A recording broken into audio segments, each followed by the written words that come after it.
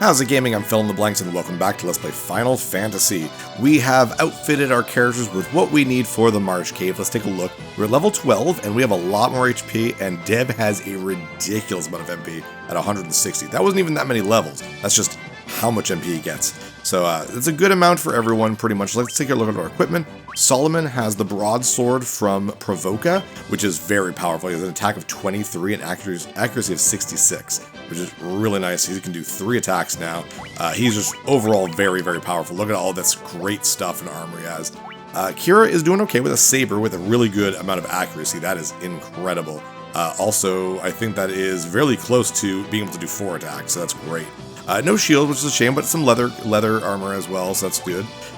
We got Zara, who has a copper armlet, so she finally has 6 defense. Same with Dev, so they are a little bit hardier than they were before, so that is absolutely fantastic. But before we go down to the Marsh Cave, there's something I forgot to show you on the ship.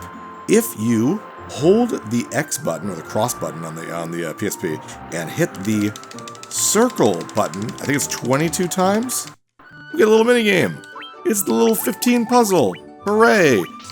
And I have done one of these on the channel before, and I'm bad at it. I'm really bad at it, actually. But if you do it in under 30 seconds, you will, believe it or not, get a Mega Elixir, which is just incredible. I'm not going to do that. I've got 10 seconds left, basically. But the faster you do it, the better things you get out of it. And if you want to do it really fast by using like a solvable app or something like that solves the puzzle for you, you can get Mega Elixirs and sell them for a ridiculous amount of money, and that is a good way to do that if you just don't want to do the fighting, you just want the money right away. But we're not doing that because I'll get an eye drop, so woo, that won't be really a lot for me. I don't really need that. What we do need, though, is to take out this Cobra and head on to the Marsh Cave, where we can help out that really, really nice king that we saw in that ruined castle. Seemed really nice. We want to help him out, so. You'll also notice with Solomon's attack, the broadsword that he has, his attack animation, look at the sword that he carries once we get there. That thing's huge. The actual weapons that your party carries has different animation. I love that. You notice it a lot more when you start getting like legendary weapons and stuff like that, or like elemental weapons, but I think that's a neat little thing. And you see that with 3 hits, 36. I did like 80 something in the last fight. Well, Solomon just did 80 there. So yeah, we are getting much stronger, and we can keep some of our spells for the Marsh Cave as well, which is really nice. Also, so we outfitted, I forgot to mention this, we outfitted Zara and Dev with some magical spells. We loaded up our level 3s, basically. We still cannot purchase level 4s. We are not a high enough level to use them, but that's okay. We don't really need them for this upcoming dungeon. I really didn't want to level up and get that much gil, so we wouldn't have had enough gil to purchase it anyways. We would have had to do a lot more grinding, and I was like, nope, this is good enough for grinding. The experience and gold we will be getting in the Marsh Cave will more than make up for what we're probably going to want to buy. But let's take a look at what we did get.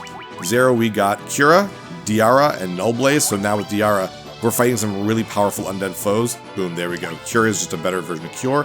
Outside of a fight, I think Cure might be better, but Cure within the fight is probably a lot better. And then we got Thundara and Fokara for Dev as well, in case we fight something that is weak to lightning. And there are a couple of the Flan-type enemies in this dungeon that are pretty much almost immune to physical attacks and can only be destroyed with elemental magic and stuff like that. So one of them is weak to lightning, so it's good to have that in case there's multiple. I mean, there's only one. We do have regular straight-up bolt. We have ice and we have fire. We don't have Blizzara, so if you get a lot of the guys weak to ice, that's okay. They're also weak to fire. We're in a lot of fights here. That's okay. The ogres give us a lot of gil. They're like 200 or something like that. Let's see what happens when we kill him. And they're a lot easier now. Like, they're doing 1 to Solomon. Just a couple levels is all that matters. It just really makes a difference. Yeah, 195 gil, so. On this little canyon and go down. And we're just gonna run away from these guys. No point. You give me nothing, it just takes forever to do a fight with them. Then we got Kira. Kira will probably go first. Yeah, and then we'll run away with her. Down here. Just about there. It's right around the corner. Yeah, same thing with the Goblin Guards. Not a problem. Now, if you're playing this on the original, like NES or MSX, sorry, or any other like old version of this game where the difficulty is a lot higher. Save, actually, no, over here. Save over here. Then I would actually recommend not going into a cave or a dungeon thinking you're going to do some fighting, because that's very dangerous. The caves can be very difficult. So go in there, get your loot, get out. And then like save and then go in for the kill if it's like a multi-stage dungeon. Basically, don't be afraid to take multiple trips through a dungeon. I can't believe I haven't gotten into a fight. You can talk to the bats, by the way. They just say Kiki. They're very cute. Down here. This is actually not a dead end, but like it's not the right way that we need to be going. This is just for some treasure, which we want, of course. I am, by the way, using a map of an old school Nintendo Power guide for this, which is actually volume 17 of Nintendo Power. Ooh, a broadsword. I didn't know I could get one from there. That would have been nice. And 620 gil. I'm okay with that. I have a small collection of Nintendo Power magazines. I think I have about half of them, roughly there. A lot of the early stuff, which is really good. It's really old school seeing like how video game magazines were back then. How have I not gotten into a fight yet? This is ridiculous. 680 gil, jeez. That's really, really good. Now, there are multiple instances of the same treasure chest in this dungeon and some other dungeons where you can find a chest, for example, that's 620 gil, and it's also in another part of the dungeon, so when I get to it, it'll be empty. It's very weird that that's the thing you can do. And a dagger, so nothing really good, but I mean, we didn't get into there we go, our first fight. I don't know what is up with the, oh, we're ambushed. I don't know what was up with the encounter rate there. That was ridiculous. So I am assuming these guys are the equivalent of the NES version of Scum, so these guys are weak to ice and fire. So we're just going to defend with everyone else, and we're going to use fire, and we're going to hope that's the case. Yeah, this is the beginning of these types of enemies that are all about being weak to magic. Yes, there we go. Okay, good. And we find a blue one. Those are mucks in the original game, and they'll be weak to lightning. Those ones we just fought that are also weak to ice, but, you know, let's run a little bit. We saw what we saw there, so... Wow, the encounter rate is very small, which is really weird to me. Oh no, you again. Thankfully, like, it costs 15 MP, but we have a lot of MP. But we also want to be a little bit more careful when we jump into the deeper part of the dungeon. Now, this dungeon isn't gigantically big, so it's really not that big a deal. I mean, if we wanted to, we could leave right now, use a tent if we really needed to. There's nothing to the right. It's completely a dead end, so we're going to keep going down to a very large room. Well, not this room specifically, but down here. Down here. The Marsh Cave, floor 2. Where do we want to go? Head to the left, because the little ladder to the bottom of the cave is to the right. And here, what do we got? Oh, that's an empty chest. That's exactly what I was talking about. So that could have held another one of the things that I found earlier. Ooh, okay, so that's dangerous. So we're going to use these guys to attack the crawlers, and we're going to use Diara to take the rest of them, and we're just going to defend with Dev. Oof, okay, 3's not bad. Okay, good. Should be able to take out the crawler, though. There we go. And then Diara before these guys do too much and don't attack. No! Oh, okay, I'm about to say that might paralyze. Undead like to paralyze? Okay, good. Oh, holy light shine down upon them. Okay, killed all but one. Okay, now we know that a blood bones is worth attacking. Bam, there we go. Yeah, undead like to do a lot of paralyzing, so you be really careful. Get out of my way, bat. Still on my way, bat. Out of my way, bat. Thank you. Yeah, undead can be very scary, and if they attack the enemy, or oh damn, empty as well. If they attack the fighter that was going to kill them, then it just makes the battle go on for a lot longer than you need it to. Let's head down here. Wow! So we didn't even need to really even go to that other spot, I guess? Or maybe sometimes they're just always empty. Anyways, it doesn't really matter, because over here, we'll cross this little bit. And go down here. And now we're in the last area. This is a very large room, though, so be very careful. Phoenix down, I'm okay with that. The original game did not have Phoenix downs. Your only way to revive in the original version of the game was either to, there's nothing in here I don't think, was either to have the life spell or bring them to a church. So, nothing in here as well. It's a big room with like 16, like 4x4 rooms basically. It's really weird. 295 gil. We'll be getting everything in these rooms. Actually, we won't this time because there are a couple locked doors. So we'll have to come back if we want to get everything. Can't imagine it being very good stuff, but it might be worth coming by. Oh, you're empty? Okay. Yeah, I don't know why I'm not getting any fights. This is actually kind of funny. The original game had way more, like, I'm getting like crazy fights in the world map, so I don't know what's happening here. But I'll take it. Oh, this looks important, doesn't it? We're just gonna save. We shouldn't have to. This is considered a boss fight, but actually don't. It's just some regular enemies, and every time you step on this, you will trigger this fight. Oh no! So, these guys, in the original game, I think are mind flayers, and I mean, you can tell they clearly are. They're Illithid type enemies, and they are pretty easy. Only 4 is not too bad. Let's spread out our things here, and we're going to, don't have to do too much, actually. Let's secure ourselves, and we're just going to use some Thunder, just so we can see Thundara. Now, Pisco Demons, I guess, I don't know.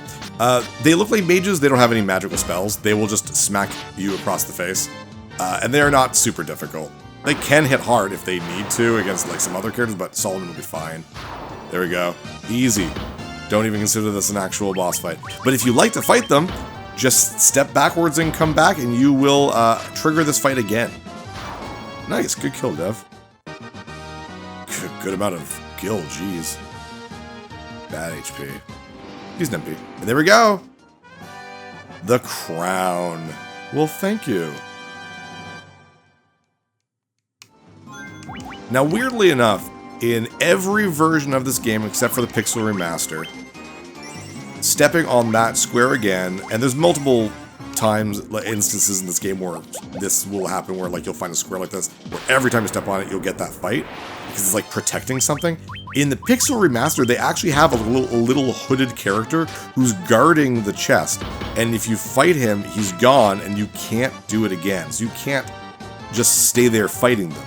There's a great grinding spot, basically in the next dungeon, that is like, it's like the hallway of whatever, I don't know, hallway of the heroes, I don't know what it's called. A great way to level up, but in the Pixel Remaster, they removed it. It's super weird. They instead put a couple hooded characters that you could talk to get a couple fights. It's so dumb. I don't know why they do that, but it doesn't really matter. I was a waste of a cure.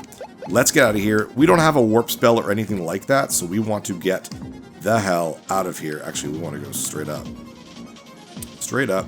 If you go down one more, there's 3 areas with locked doors, so nothing we can do about that right now. We are doing really good for fights, so it doesn't really matter. Cottage, very nice. Cottage, I believe, might be the best tent-like thing in the game. So it completely heals you, and you can save and all that. And copper armlet. I don't think I need that, though, because I bought them. Yeah, they already have them. That's okay. I'm the type of person where even though sometimes I know if you can get a piece of equipment in a dungeon, I'd rather just buy it because I'd rather have it right off the bat. But yeah, let's leave. That was it. That was the Marsh Cave. Again, originally this is supposed to be a really difficult dungeon, but we got extremely lucky with the random number generator, I guess, and didn't really have to deal with anything. It's kind of weird. I don't know why it happened. I'm probably going the wrong way, aren't I? Yeah, I am. Being silly. Yeah, I have no clue why the fights... Maybe they knew that this was such a randomly difficult part of the game. They were just like, let's ease up a little bit, just at the beginning. I guess we just gotta just run out. No fights whatsoever. Holy crap, that's funny. Alright, we're out of the Marsh Cave. What is normally quite a difficult spot for most people just ended up being hilariously easy for us. So, yay for us, I guess. Preemptive strike, I guess we'll run. You are not worth my time. Though I love that background. The fact that we're in like a little swamp and we get a new background. I love that. A lot of work put in this version of the game. I really enjoy it. Let's head straight up to see that king. We don't need to... Ooh, nice gas. We don't really need to see the elf king and heal up. We could go straight to him and just give him the crown, basically. Might as well be nice neighbors. You can see there we got paralyzed by that gas. And now, oh, they're both paralyzed. Which means I'm probably... Oh, there we go. Solomon's back. I was going to use a spell, but Solomon's back to normal and take him out in one hit. Bam, there we go. Huzzah. Let's just keep heading north. Do we want to return that crown? The poor king. Just feel bad for him, you know? Astos comes around and is all like, you got your crown. It's weird how Astos wasn't there with the crown, though. Yeah, weird. Let's use a tent. Partially restores HP and MP. Sure. Ah. Sleep tight, everyone. Doesn't even get dark.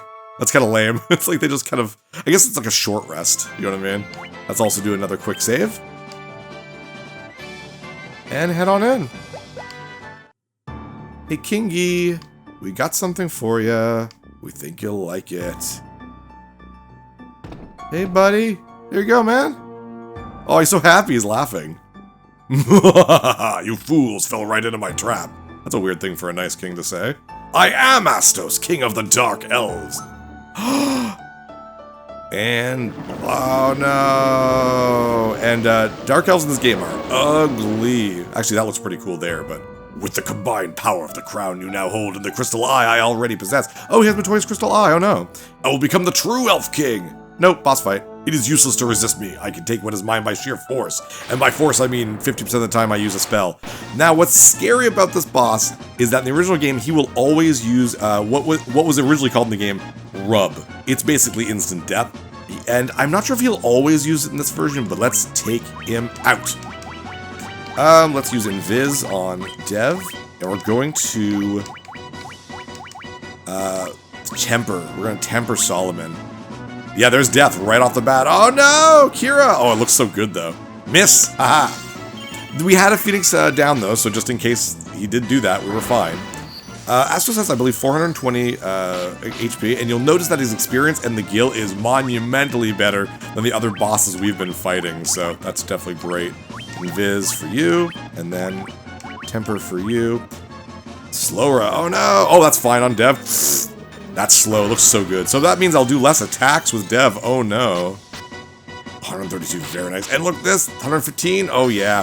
One more round, we are good. Just gonna defend with you, and just for the fun of it, let's do... Actually, we haven't seen Blizzard yet. Probably won't see it here, but... Oh, yeah, I will, look at this. Yay! Oh, looks cute. Yeah, good kill, Dev. Nice. And you can get a really good, what is it, sword, from, wow, my brain. Sword from this guy, but, the chances for getting items from bosses is, like, so small. It's like 7% or something like that. 560 experience points, 200 gil, and we got it! Holy shit! Wow, we got the Mythic Sword! Oh my gosh, that's incredible. I'm really happy. You obtain the crystal eye. Now you'll notice that in my little bar I said like 2,000 something experience. Experience is shared among your party. So it's split by 4, which I think makes sense. In every version of the game that's the case. But if whatever reason Kira had died to that death spell and we stayed, like we kept her dead, she wouldn't have gotten any experience and the experience would have been split up by 3. So that's kind of how it works in this game. A lot of the early Final Fantasy games kind of do that. But now you know, I guess. Let's, on our way back, we might as well, start our way. We're only at, like, 19 minutes now. And we want to go to 25 before we go to the next version of Final Fantasy. We're going to want to make our way to Matoya to give her back her crystal eye. But while we're doing that, I want to see all the spells that we've gotten that you guys haven't been able to see yet, so... Ooh, tarantulas. Let's see. Dia Protect. Oh, let's use Null Shock, just so we can see what it looks like. And you've seen Sleep. You've seen... Oh, let's use Slow.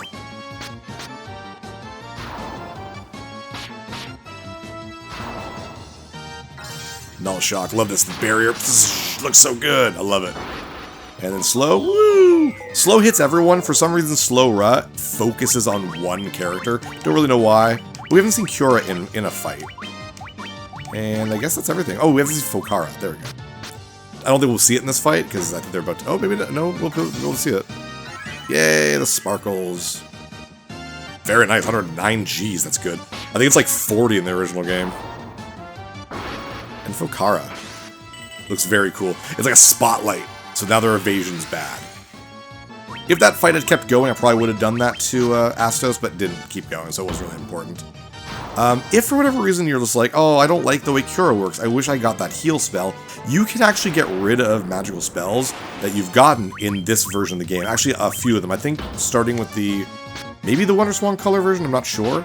You can, like, basically delete a spell, and then you have to rebuy it if you do want it again, but you can kind of respec your mages. In the original game, you could not do that. It was done. So, if you do find something that you don't like, feel free to experiment and get rid of it and get something else. That's kind of the fun part about these old games, that you could kind of do that. So, we're going to start skipping some fights, because you've pretty much seen every enemy that we could fight right now. Except for the eyeball and the shark in the seas. We might see them, actually, because we're going to be about to go to the sea. We're not even going to deal with going to the inn right now. Up to our ship. I love the 3D, faux 3D with the castle there. Back to our ship. And let's see where we need to go. Let's go straight up, and we'll go under the bridge that was built by the Cornerian king. It was very nice of him to do. Ooh, Sagan Chiefs. But now we're fine, actually, because we have Thundara. Very nice. Pretty much everything at sea is going to be weak to lightning elemental, which makes sense. Oh, I love that. Yes! When you're already doing damage in the hundreds already in this game, that's very, very good. Very, very nice. We'll just make our way north. North, and right underneath. Boop! Just like that. We'll dock right here. And all the fights here are insanely easy things.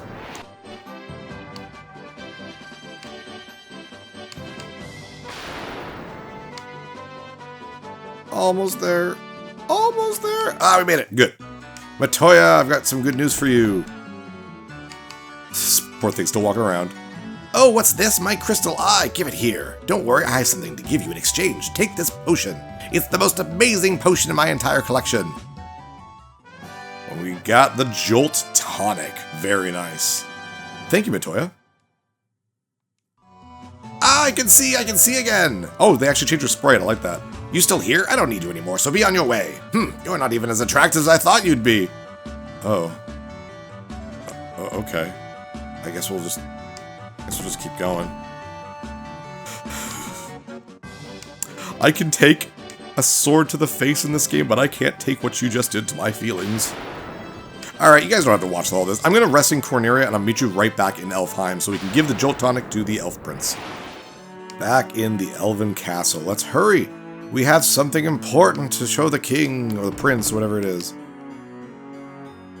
This Jolt Tonic may be just what we need to break the curse and awaken the prince. I will try it at once. What did they say it was, like 5 years? For a long time. Your Highness? Your Highness! I was having a terrible nightmare. Am I still dreaming? You're the legendary warriors. Something tells me I'm not dreaming. I shall follow the legend as it has been told to me and my forefathers. The time for me to pass on the mystic key to its rightful owners has come at last. Yay, we got the mystic key. We got a lot of stuff this episode. My goodness gracious. You guys put him in a bed in his cape and everything?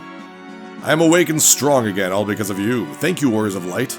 It's like 5 years have passed. It's like, oh my gosh, what happened? Well, we have, Netflix now. Oh, really? So yeah, with the Mystic Key, we can go to a lot of places to get a bunch of the stuff we couldn't before. And first, before we do that, let's go buy our level 4 spells. We got some money.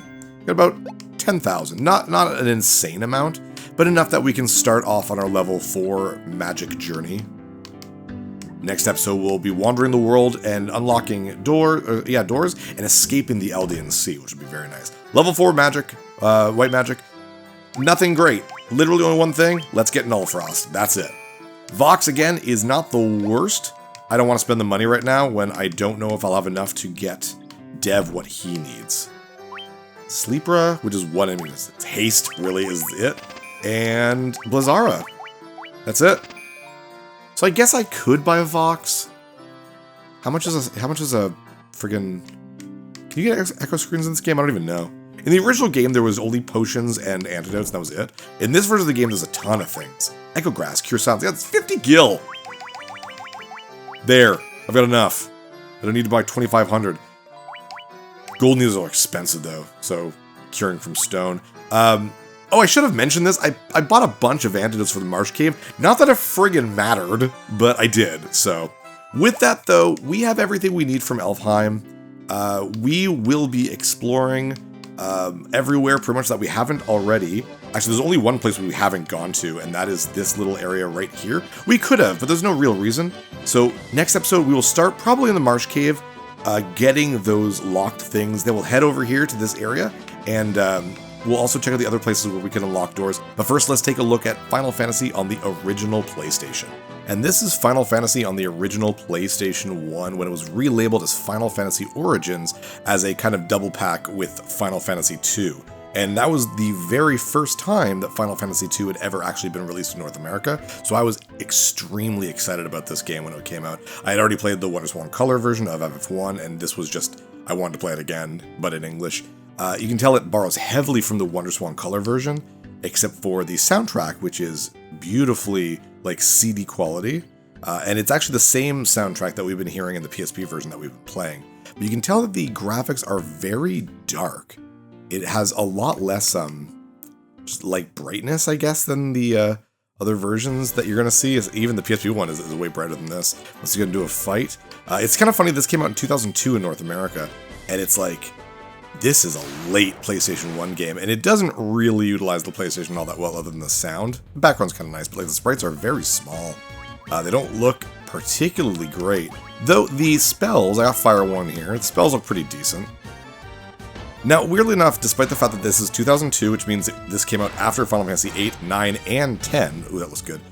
So, the Final Fantasy games have gone from, like, Bolt and Fire 1, Fire 2, Ice 1, Ice 2, to the more traditional Fire, like Fire, Fyra, Firaga, Thunder instead of Bolt, Blizzard instead of Ice. But in this one, they do keep it as Fire 1, Fire 2, Fire 3. It was very weird.